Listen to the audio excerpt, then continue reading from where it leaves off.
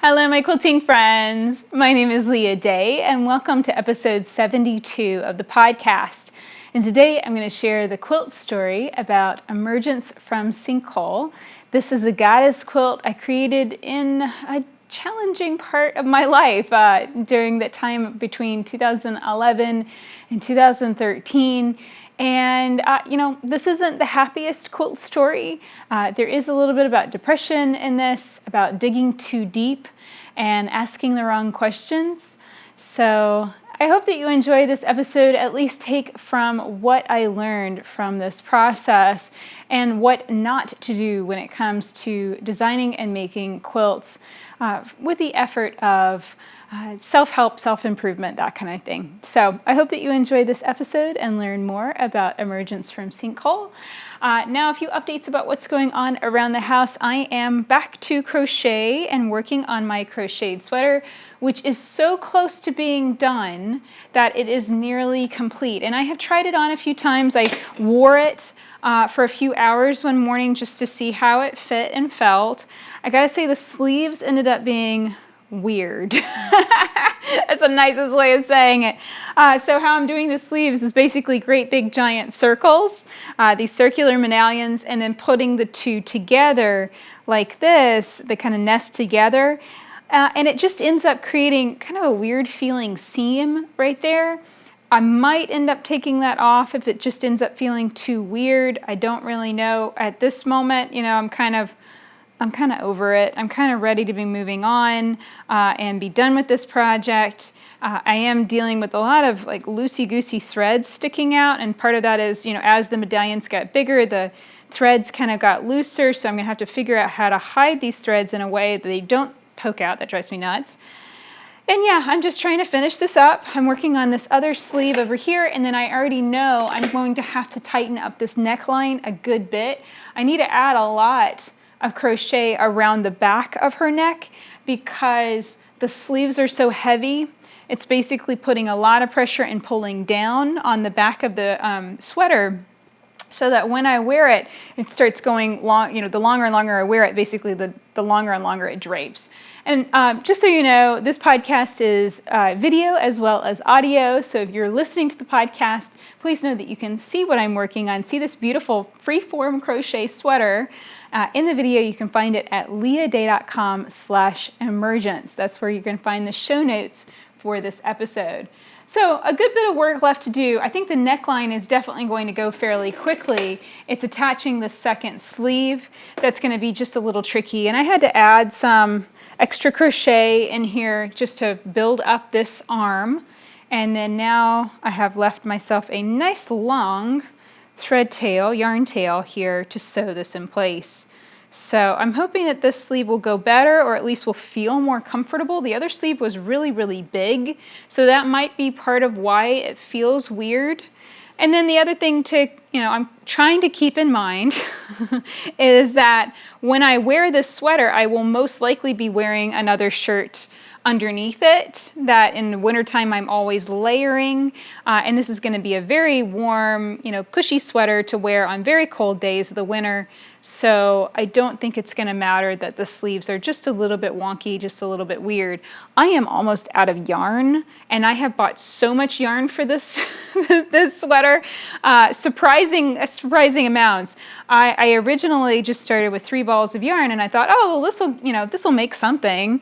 And turns out freeform crochet is extremely inefficient and just sucks the yarn. I have bought 3 balls of this lightest pale yellow color, and every time I bought a ball, I would think, oh, this will be enough this time. I'm out of it again. So I'm using actually one of my least favorite yarns. This it's kind of a wool, so it's scratchy, and I really didn't want to have to use that much of it because it's scratchy, and unfortunately it's ending up having to be all around the neckline, which is going to make the neckline kind of scratchy. So not complaining, just food for thought and lesson learned down the road. Freeform crochet takes a lot more yarn than I ever expected, and I need to pick yarns from the beginning that I really love the feel of, and I will love the feel of against bare skin, so nothing scratchy. I need to, even if the color's right, I need to keep searching until I find both the right color and the right feel of the yarn too. So yeah, that's what I'm working on, just stitching this sleeve in place. I'm just using a really big tapestry needle here and stitching the medallion to this hole, and basically I'll bring it around, and whenever I get to a point where those sides meet up, that's when I'll seal it off. And one idea is I could just simply omit the second medallion and just make the sleeves 3/4 length. And then if I got another ball of yarn, then I could add from there. That's an idea. So I'm open to changing it because so much time has gone into this sweater at this point. I'm open to making a change like that, just so that way I know I'm going to really enjoy wearing the finished thing. I want this to be my go-to sweater in the wintertime. I want it to be the thing that's like, yeah, I get to wear my sweater, that kind of thing. I don't want it to be the one where it's like, oh, great, I get to wear this sweater that has the wonky arm and the strange neckline and the you know what I mean? We feel that way about certain quilts too. So I think it's just certain projects, that you might have just kind of a strange juju with, and you just have to, I think, give yourself permission to make that modification that needs to happen. And this actually happened with Emergence from Sinkhole, the quilt that I'm going to share with you today. I finished the entire quilt and lived with it finished for about a year or maybe more, and ultimately decided I really didn't like the way the goddess looked when she was done. It really bugged me the way, her overall impact was really not good. And so I did a lot of ripping and then, took her back down to a baseline and then added a whole lot more fabric, a whole lot more thread, and paint. I also painted the quilt too, and ended up liking her that much more when she was ultimately finished. But I gave myself permission to make that modification far after the fact that it was, I put the binding on it and called it done. And that was one of the best decisions I ever made. So yeah, I think it's okay to make changes even if it's against the plan. So another thing that I worked on this weekend is working in Illustrator to get the Sunshine show quilt, my first Sunshine show quilt, drawn out, and I really love this design. I really do. I'm excited about piecing it because it's going to be lots of little curve seam pieces, and it gives me an excuse to do freezer paper applique, and I'm super excited about it. But after getting it done, I had to admit that maybe I'm running off on this tangent because there's something else that I really want to do, but I'm afraid of working on it. I know that sounds weird, but this happens to me sometimes. Sometimes I will distract myself so much with other projects that I'm trying, and I won't even realize I'm trying to avoid the project that I really need to be working on and really truly want to be working on too. And that is the dolls for Mally the Maker. This is one of those kind of projects that I would kind of pull out and work on, and then it's messy and it takes up a lot of space, and I never feel like I have enough time to devote to it, so I'd throw it all back in a bin and shove it back on a counter or some other flat surface. I'd shove it back in a box, basically, and finally realized, I'm saying yes to a lot of different things. I've got these art thingies that I need to make for the Arts Council. I was about to run down the show quilting tangent, and really the primary focus should be Mally the Maker, my fiction novel, and making these dolls for the book, to come out along with the book.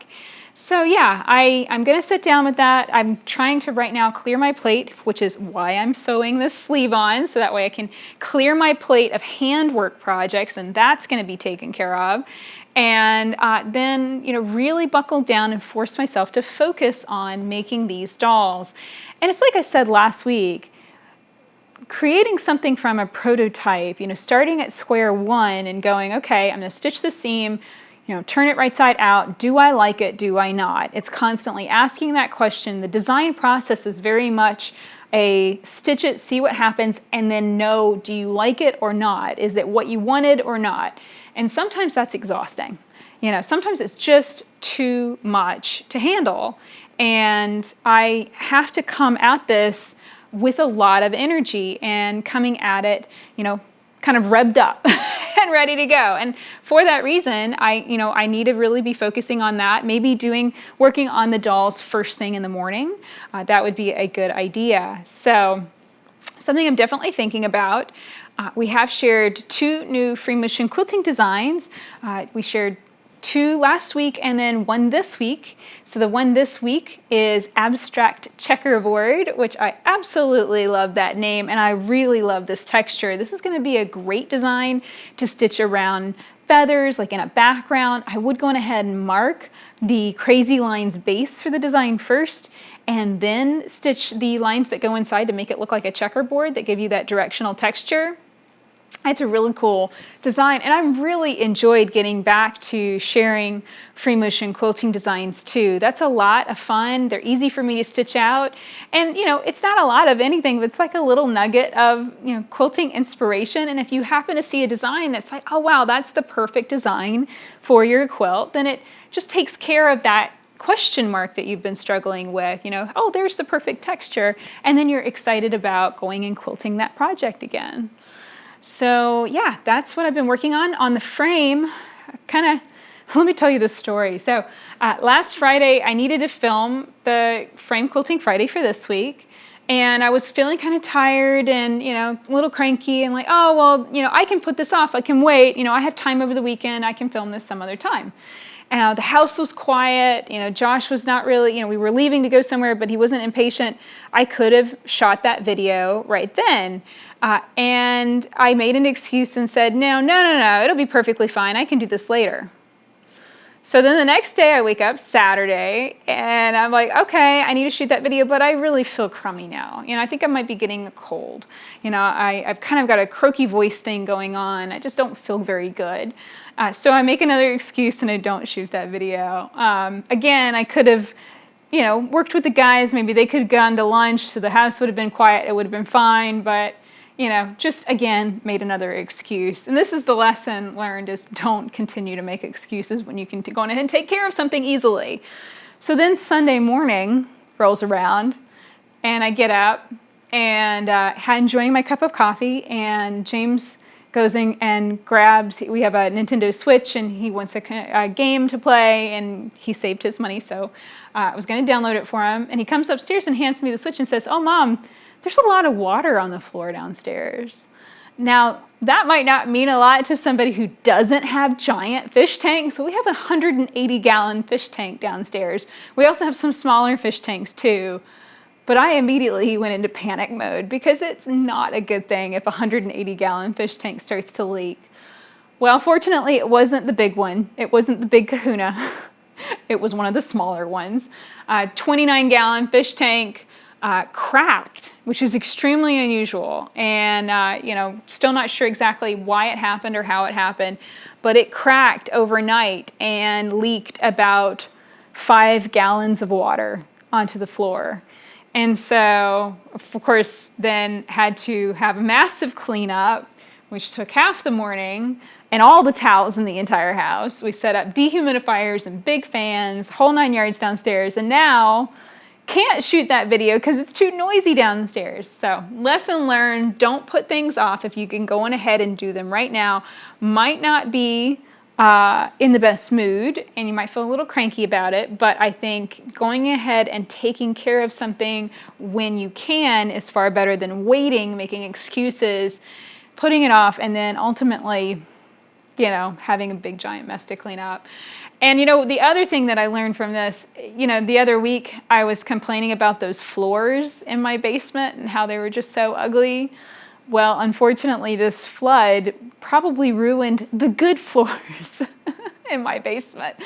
The jury's still out on it, not quite sure yet, but basically where it leaked between the area that has really bad floors that are old tile, they're basically sealed down, and the new floors that I laid back when James was a baby, and let's see here, I guess that would have been 2007. So this leaked right between, and so it kind of spread out on both floors, damaging the newer one. So another lesson learned, if you think that something is bad, it can get a lot worse. So I'm at least laughing about it. I am not looking forward to laying new floors. I would probably tile it if we do anything at all. I don't know. You know, it's kind of all up in the air right now. I'm waiting to see how the floors react to the water. Fortunately, on the really, really ugly side, I was able to just mop up the water. It didn't hurt the tile at all. But it completely ruined one of my carpets. So that got ripped out. Yeah, it was exhausting. It was a bad weekend. Overall, it was a bad weekend. But, you know, it taught me a valuable lesson, and I'm definitely rolling with it. It's nothing to muck around in, you know, blame, you know, game, any of that kind of stuff. Josh and I discussed it. And it's like, you know, I could set the house on fire one day with an iron. You know, I'm not too upset about this. I just hope that whatever we decide with the floors, it's not going to be too much trouble or too difficult to get it fixed. And, you know, this is one of the things that I'm good at. I am actually good at remodeling, and I am not afraid to pull on some knee pads and go lay the floors myself, especially if I'm going to get the floors that I want. And I think if we do end up replacing all the floors, we'll do all that area all at once, which is something I've wanted to do for years.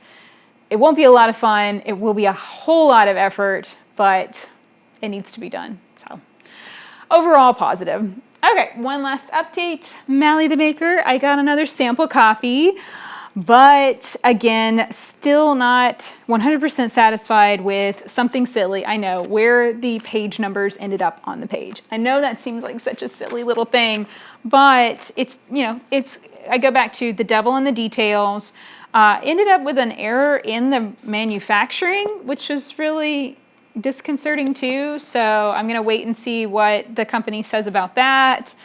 But yeah, I was really hoping to announce a pre-order for September the 1st, and it's just not there yet. I know that if I did that and rushed on it, then, you know, we could end up with just a really chaotic and rushed, you know, shipment process and all that kind of stuff. So I'm going to take another week on this to make sure that it is 100% solid and, you know, as perfect as it possibly can be. And this is the thing that I'm learning, I've got to say, getting the layout just right, getting the margins just right, getting the spacing between the lines just right, and the indents just right. I mean, all of those little things, we kind of take them for granted, because most of the time when we're reading a book, we're just reading the book. We're not paying attention to how the book is formatted, except when it bugs you, when the words and letters are too small, or the type is too crammed together, or there's too many words on a page, or the margins are too wide, or they're too narrow. You know, it's when a book irritates you, that's when you notice it, and that's when you know the layout's bad, basically. So yeah, it's, again, not the most exciting week. I gotta say, I'm sorry I'm being a downer this week, but I think it's good to go on ahead and share and say, you know, not everything works out perfectly the first time. Sometimes it takes two, and this will be the third. This will be the third revision, uploading the entire book all over again, and that's okay. You know, sometimes that's what it takes, and patience is the best thing to have with this kind of thing. So, yeah. That's the plan. I am super, super happy with the cover. I got that little error fixed. I colored Miss Bunny. She's got her brown ears and her brown fur and her pink dress. I went with a kind of a dusky pink color, and I think that just looks perfect. I'm super, super pleased with it. I need to edit a few more of these cover colors. I kind of like what I did in the original versus the one that it's looking like now, but overall I'm super, super pleased. Just, again, just a little bit on the inside. It's the inside matter that I know if I just get that exactly right, then all the rest of the books that we come out with in this series will be that much easier to create. So that's it. The last little update is for our Leaf Peepers quilt along. This is the really, really fun quilt along that I'm doing with Sherry from Whole Circle Studio. And this is the block that we're making together this week. I call it a split leaf block. I think it's really modern and funky, and it involves a lot of half square triangles. So if you remember last week, I taught you how to do 2 at a time half square triangles. Well, this week, Sherry is going to teach you how to do 8 at a time half square triangles. That's a lot all at once. You're going to need them though, because this block requires requires a lot of those little units. So definitely check out her post and then find my post at leahday.com/leaf block 2 to learn how to put it together and make this cute block. And yes, the quilting will be coming soon too. You're going to learn how to quilt this quilt in addition to piecing it from both Sherry and I. So I hope that you'll come and join in the fun. You can join in the Leaf Peepers Quilt Along by picking up a copy of the pattern at leahday.com/leaf. So I hope you'll come and check that out and join in the fun. And now here's the episode about Emergence from Sinkhole, the goddess quilt I created in 2011. Hello, my quilting friends. My name is Leah Day, and welcome to this quilt story about Emergence from Sinkhole. This is one of my darker goddess quilts, and just a warning before we get into it, talk about a lot of different things, and including depression. Digging too deep is kind of a theme of this quilt in general. And then I also talk a lot about just simply being disappointed with the finished quilt. And I can honestly say this is my least favorite goddess quilt. And it's unfortunate because she took a lot of time. And this is actually kind of the second version of this quilt that I made. Maybe I'll go for a third at some point. I don't know. But it's not going to be the happiest story, but I learned a lot. And in that way, I consider it a positive message.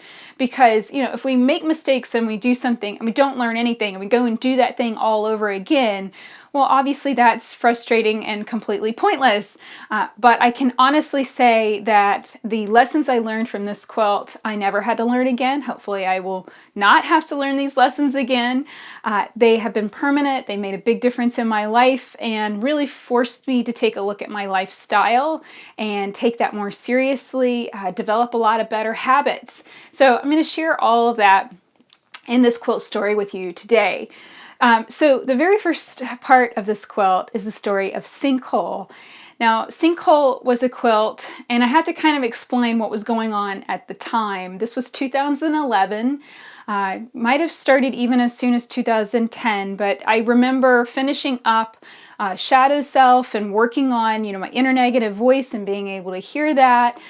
Then also working on Gratitude with My Cup Runneth Over. That was a really positive quilt, and I felt great finishing that. But a lot of other family stuff happened. My parents got a divorce. I got really angry with a lot of people in my family, and that anger kind of made me, and it was anger and also depression. I've got to say the two things were very much interlinked. And I started digging, basically. I started digging into my past. I started asking questions that, in retrospect, I can say these questions could have just been set down and simply said, I don't need to answer that. But I basically started asking the questions of, why am I not successful or as successful as I want to be? And, why do I believe that, these terrible things? Why do I have this inner negative voice? Who gave this to me? And, where is the root of it? I wanted to dig down and find the root of it so I could eradicate it. And having gone through many years now of therapy, and I didn't have a therapist back then, but I can honestly say digging isn't the best thing for anybody. I think that there's a certain level of understanding that can come from that, but for the most part, it's really good to just simply focus on the present and say, this is my life right now. How can I make my life the best it can be?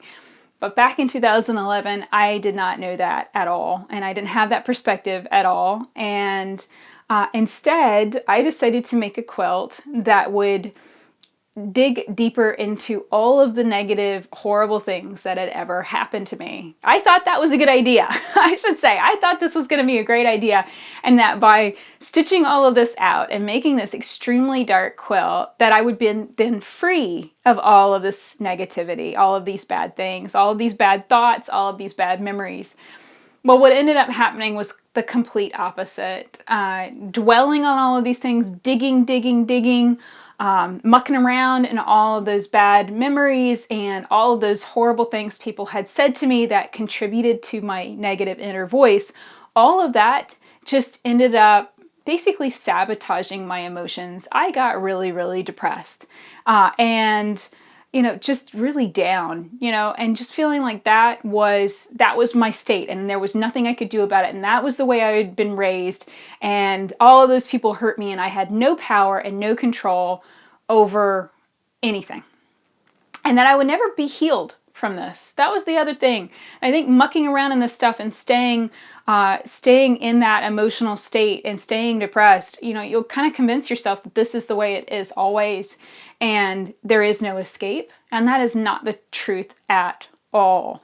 I firmly believe that just waking up in the morning and combing my hair makes me feel better. That's a habit. That is a simple thing that raises my happiness points by like 10, because every time I look in the mirror for the whole rest of the day after that, I feel like I look good. And in 2010, 2011, I wasn't combing my hair every day. I didn't have those habits built in so that I woke up at a set time and I exercised, or I journaled or did something that made me feel good, and then washed my face and comb my hair. Simple, simple things that start my day now on the right foot. But back then, I just wasn't doing those simple things that would have made a big difference in my life. So, started this quilt called Sinkhole. I was inspired by these images of sinkholes that were showing up around the world. I did some Google searches and found these images of these big, giant circles that basically open up in big cities and, all these different places. And they're deep. And they go straight down and usually open into caves, like the water has been eroding and eating away at the ground. And, this hole has been there and no one's been able to see it. And then a big storm or even just a little rain shower comes by and boom, this sinkhole opens up in the ground. And that was, in my opinion at the time, the perfect analogy for what I was going for with this quilt. And that was, there is rot underneath. There is, a cankerous sore behind that. And, this is it revealed to the world, basically. And then I doubled down on that negative imagery by then quilting it. I pieced it using freezer paper piecing, and it really did turn out to be a fairly beautiful quilt as far as the piecing goes. It went together really in an interesting way, and I had a lot of fun finding all of those gray fabrics. So in that side of it, it was a challenge. It was a fun challenge. In the construction side of things, I just wish that I had been putting my time and energy into constructing something with a more positive message. But once it was pieced, I decided to quilt it with all of the most horrible things that had ever been told to me. And I quilted that in red thread with block lettering. That's when I came up with the graffiti quilting design. So you can basically, write out the words on your quilt and stitch on those marked lines, and then echo it. So it's like with every line of stitching, you're not only, stitching back over those words, you're reading it again and again and again and again. And I think this would be great if it was a positive message. Please, please don't do this with a bad message, with something that has hurt you. That is not good in any way.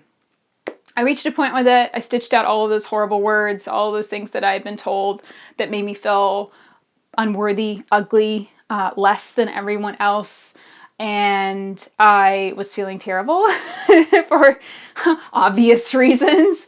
It made me feel like crap, It did not make me feel free of those emotions. It made me feel more angry at the people that said them. It made me feel furious that I had been weak enough to listen to those words and too weak to defend myself. So it ended up making me feel more helpless, more weak, more fragile than strong. And so I was like, okay, well, I'll fix this.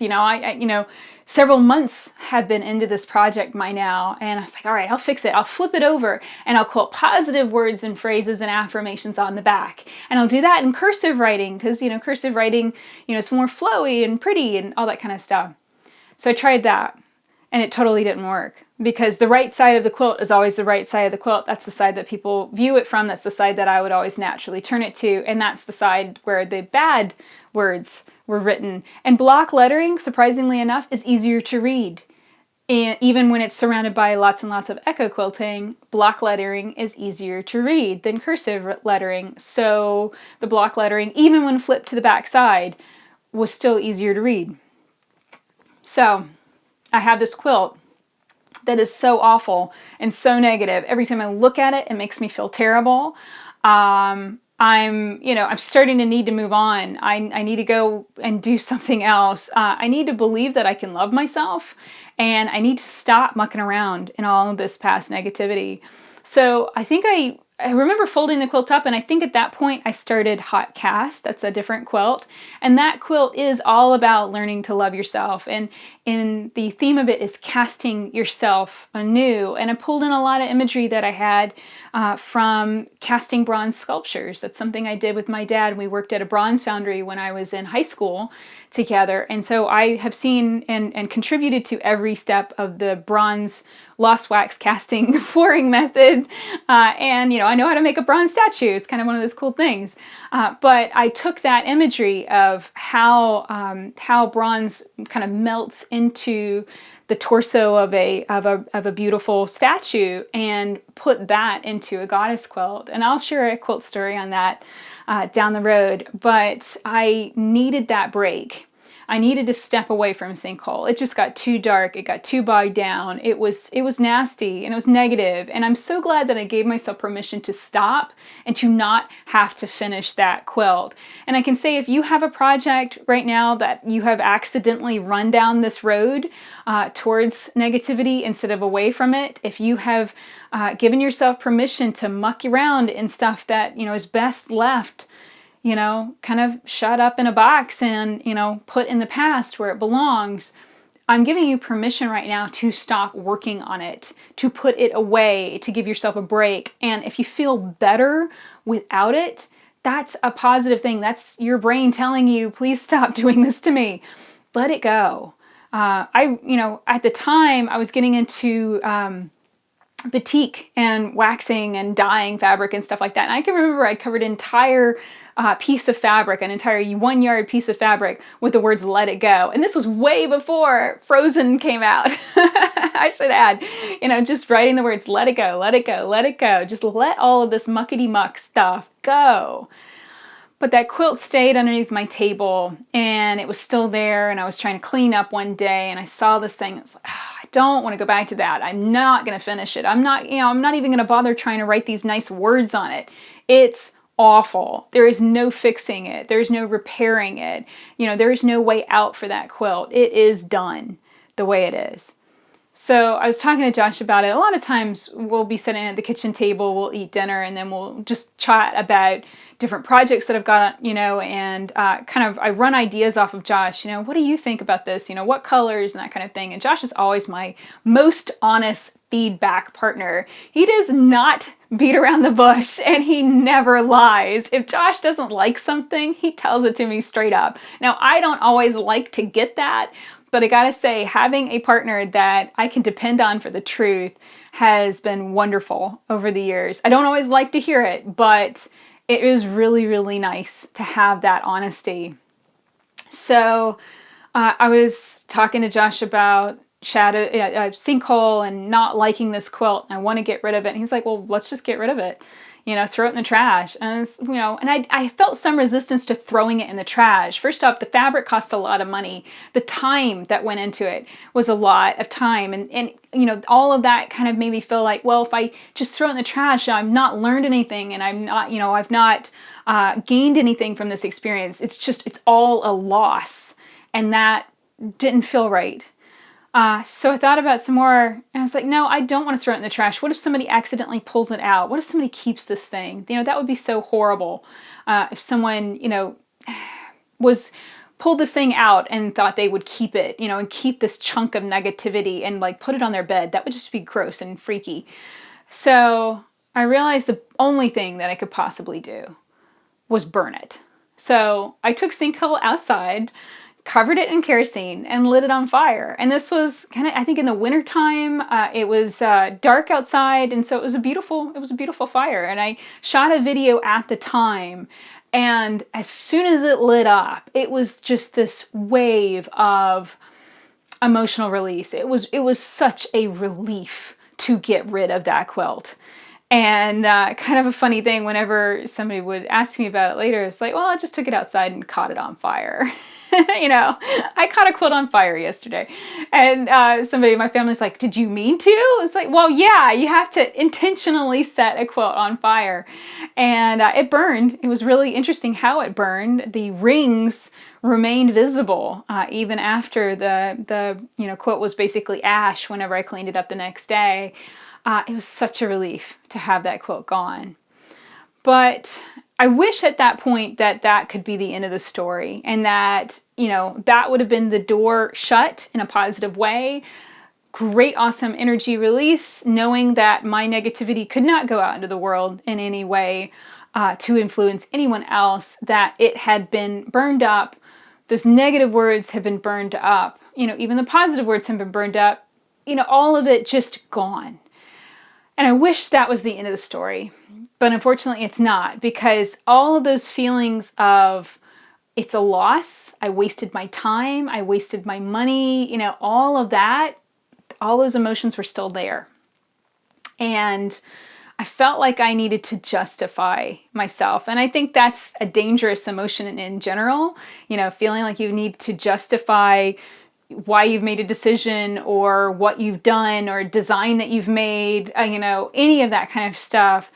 I think that's I need to be careful, and I have since learned to be very careful when I feel the need to justify myself or why I've said something or why I've written something, to be very careful about that, because a lot of times if you are feeling that need, most of the time feeling attacked, and any response that you're going to make is going to be coming from that attacked place, or that negative place. It's kind of a tangent for another day, but regardless, I was in this mental state of feeling like I needed to make up lost time, and I needed to somehow make that experience with Sinkhole worth it. And I know that's really silly, because I learned a lot already. I learned to stop digging, and I learned to stop pursuing these answers that were not leading me anywhere but deeper into a deeper and more painful hole. I think if you continue to dig, you're only going to find more pain. You're only going to find more people that have said hurtful things. Unless you're focusing on the positive and the good memories, that's all that's going to be left. So I ran off and immediately started the design for this quilt. And this is Emergence from Sinkhole. So I had the inspiration for the goddess many, many years before. It was on a big trip with Josh, I seem to remember, and I just sketched it real quick. This idea of a goddess coming out of a cracked image came to me, like kind of a crack in the earth or a crack in something, and this goddess would be emerging out of it, and then a nice big bright sunshine, because sunshines are my favorite symbol, would be across the top. So it would be like she was emerging from darkness into the light. So that was already a sketch that I had for years. And then I never had the bottom piece. I never had the darkness that she was emerging from. And I thought, I'd played around with a couple different ideas. I was going to do a whole cloth quilt, like she was emerging from tradition, like emerging from traditional whole cloths. I don't know. It was kind of a lot of silly ideas. But whenever I finally had this Sinkhole design, I thought, oh, well, there we go. This is darkness. This is, the deepest, darkest pit that there is. Maybe that could be what worked. And that would have been great. That, it is powerful imagery, I have to admit. It is a very, very arresting image. But then I started rushing. And if you have listened to any of my goddess quilt stories so far, that is usually the moment when I start rushing is usually the moment when everything goes wrong. And this quilt, unfortunately, was kind of going wrong from the very beginning. I rushed the design process. I liked having a really complicated goddess. So it's like her body is really complicated. Her legs are kind of woven together. She's a lot more voluptuous than most of my other goddesses up to this point. So it's kind of leaning into that direction too. But originally I did not design her with normal people hair. I had a lot of different ideas for just experimenting with lots of techniques like couching stitching. I wanted to do wild applique. I wanted to do trapplique. I wanted to do lots of different ideas that I'd never tried before. But as I've said many, many times before, you can't experiment on an 80-inch long quilt. It doesn't work. And this is a monster. This is a really, really big quilt. And experimenting needs to happen off the main quilt. It needs to happen on small samples. It needs to then grow from there. As I, experiment with these techniques, I needed to go bigger, and keep playing until I answered all of those questions. I didn't do any of that.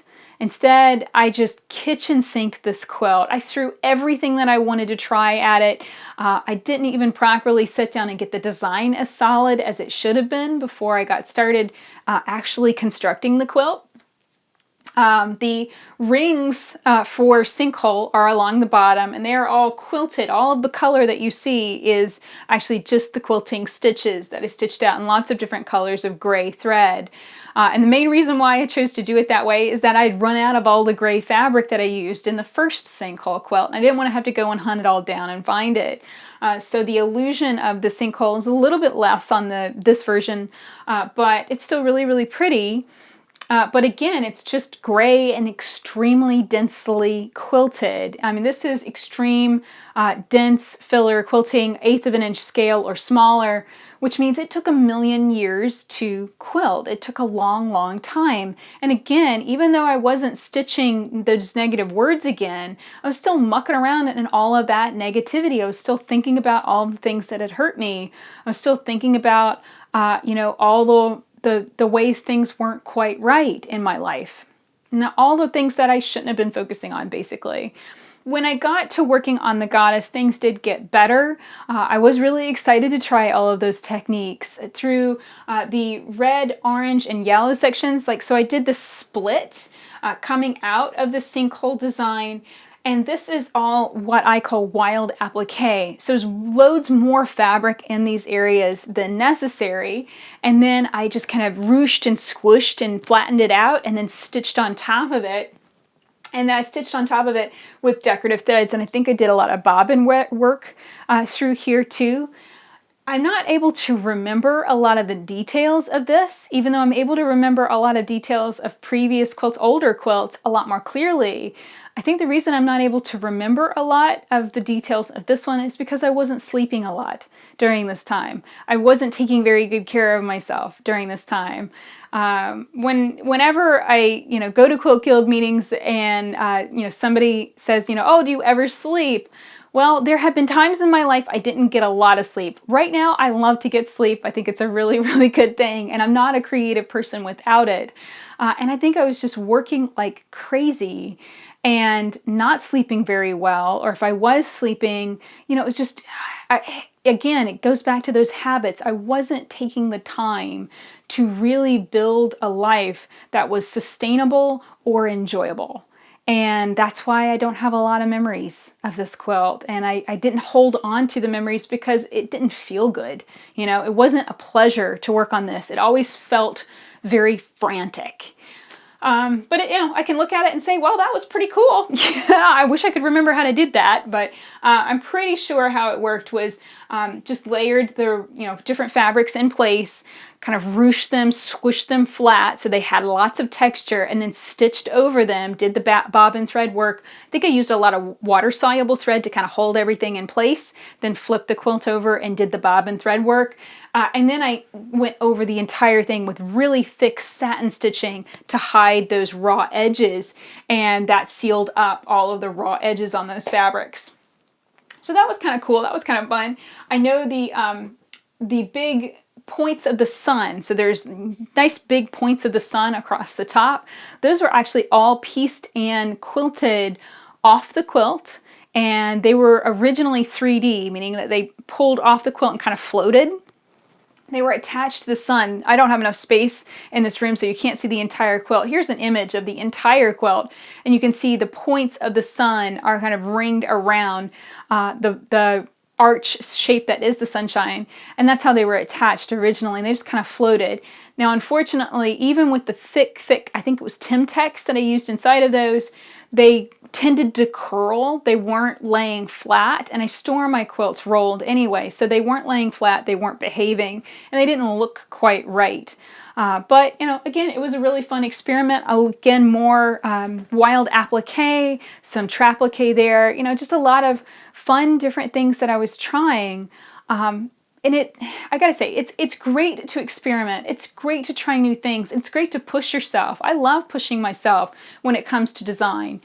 But there's also a point when, things get to be too much, and it's like kitchen sinking your quilt. You're just throwing everything at it, and it ends up not working, You have too many flavors in a dish, it can end up just tasting like gross. There's kind of that idea.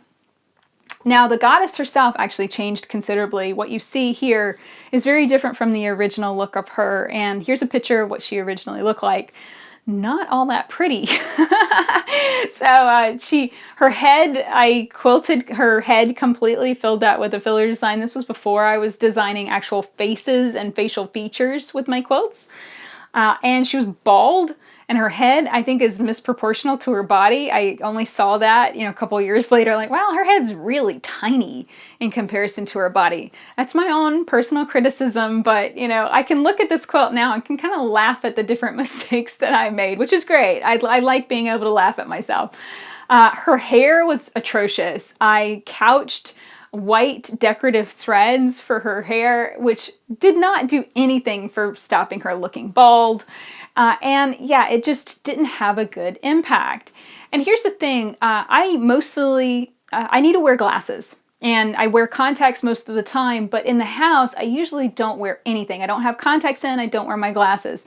I just walk around kind of half blind, and that's perfectly fine. I know pretty much where everything is in the house, and I don't like to look at screens and stuff with any kind of visual aid. I'm farsighted, and so I can see things close up, but I can't see things far away. So for the most part, when I'm sitting at my kitchen table, I like to look at my quilts, and they're always a bit blurry. And I like my quilts to have such a visual impact that from 10 to 15 feet away, without glasses on, they still make an impact on me. I know that sounds a little crazy, but that's my benchmark, and I honestly think that that's a good benchmark for a show quilt, because then you don't have to get right up on it. You don't have to have your face crammed next to that quilt to see the little details. You're getting them from afar. You're able to step back and get the full impact of the quilt. Well, almost immediately I put this quilt on the wall and I couldn't see her hair. I could barely see the goddess against the black background. Just things weren't standing out. It didn't have the visual impact that I wanted. And then it became apparent that the orange and yellow fabric colors that I had pulled, they just are garish in comparison to everything else. It just didn't work. It didn't come together in that cohesive way that my other quilts seem to have naturally come together with. And I think a lot of that had to do with time. Had I spent more time in the design process, had I sourced fabrics that were better colors, I wouldn't have picked quite such a bright yellow or quite such a bright orange. Tone those down, maybe go with a brighter red. The red that I chose is very, very dark in comparison to those two other colors. So, all of this is just learning. It's all just a learning process. But I have to say, it is very, very frustrating to reach this point of a quilt and have quilted that much on it and even bounded. And this was the first quilt that I ever did in a regular binding, so that this jagged effect is actually the outer edge of the quilt. The blue is another quilt that you can see behind it. So the edges of the quilt, the bottom edge is a circle. And then the top edge is actually straight across the top, but then I have this kind of jagged dip in. And that was the first time I ever did a binding like that, and it was really cool. But I finished it, bound it, put it on the wall, and I hated it. It was just disappointing. That is not what you want to feel after spending that much time and that many hours and that many days and that many months working on a project. And I'm sorry, this isn't a positive message. I know this is probably a downer to hear this, but maybe not. Maybe it's a positive thing to know that even I have created quilts that, suck. Or at least that's my opinion, So time went on. I put her up, and then this is another thing. Sometimes whenever I get a little bit of distance on a quilt, a little bit of space from that project, I can pull it back out again, and then I feel a little bit better about it. That actually happened with Hot Cast. I put her away and then took her back out and was able to see, wow, that actually was a really solid design, and I actually really do like it. There were just some mistakes made in that quilt that drove me crazy at the time, but having that distance from the project was all that it took to really be able to gain that perspective. So put her away, took her back out, still didn't like it. Then 2013 rolled around, and that was the year that I shared really Express Your Love. That was the goddess I shared in a year-long quilt along. It's kind of a mess. Again, getting back to habits, I wasn't really having a solid day that I could depend on, so every day was kind of a jumbled mix-up of what I was doing and very distracted and disorganized, and that quilt along is still in jail. I need to get that quilt pattern made and actually get it back out into the world, but it is still kind of in a stuck state. And yes, that's my goal, to get all of my stuck quilts back out and be able to share those again. It's on my list. I just still haven't quite figured out how to get it unstuck, because I literally have, I think, another 4 versions of that quilt to finish. So, and they all had different techniques and they all had different methods, and it's practically a book in and of itself.